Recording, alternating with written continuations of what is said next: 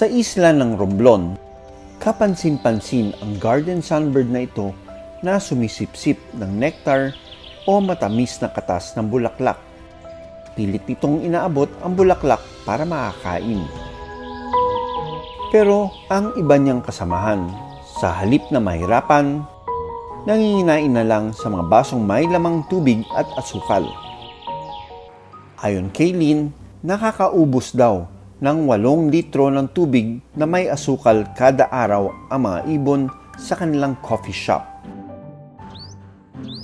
Actually, 1 hour or sometimes 45 minutes. But this time, they are not so many. Kasi katapos lang sila ng breeding.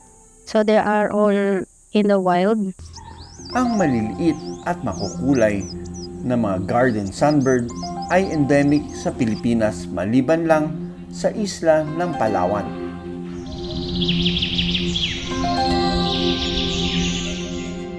Gaya ng mabubuyog, mahilig din ito sa nectar o matamis na katas mula sa mga bulaklak. Ang kanilang pakurbang tuka ginagamit nito para sumipsip ng nectar.